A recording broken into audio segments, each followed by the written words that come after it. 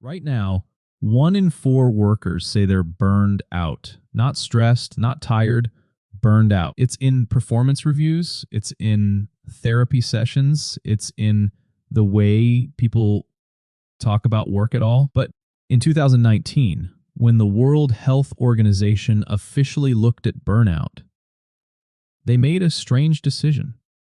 They said it's real, but it's not a diagnosis. So what exactly is happening to millions of people? And why does the system that causes it keep working exactly as intended? The word itself comes from one man.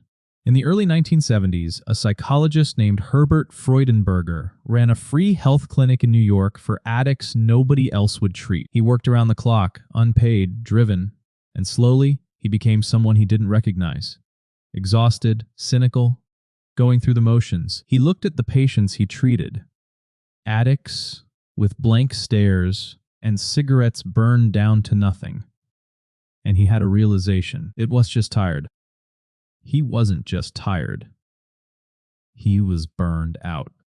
Like a house fire that had consumed everything and left the frame standing.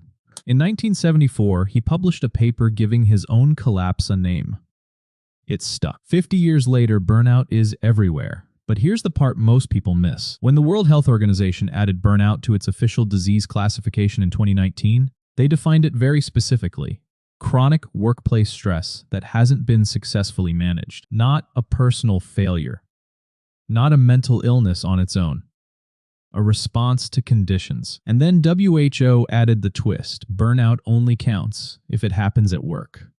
Feel this exhausted from parenting, caregiving, or just being alive? Officially, that's something else. So what changed at work?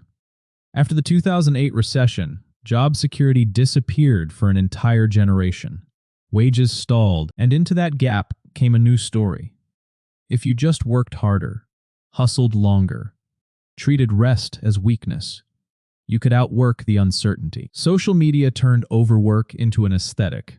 Early mornings, late nights, grind culture as a badge of honor. Research now shows the risk of burnout roughly doubles once employees move from a 40-hour week to a 60-hour one. And the arrangement is lopsided. Workers absorb the exhaustion, companies absorb the output. In the US alone, burnout is estimated to cost the economy around $300 billion a year. But almost 90% of that cost doesn't come from people calling in sick. It comes from something called presenteeism. People showing up, physically present, running on empty, producing a fraction of what they could. It's invisible on a spreadsheet. No sick day is logged. No warning sign trips. The system keeps counting hours worked and completely misses the collapse happening inside them. Take this to its extreme and you get Japan's word for it. Karoshi, death from overwork.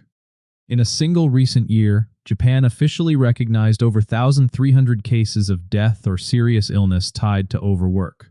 Most of them from mental health collapse, dozens involving suicide.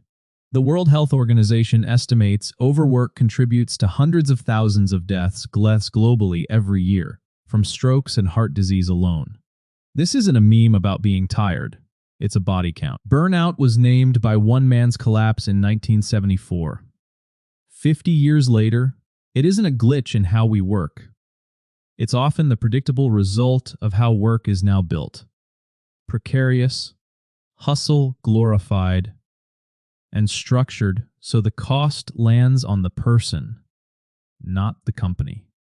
The World Health Organization was right that burnout isn't a diagnosis.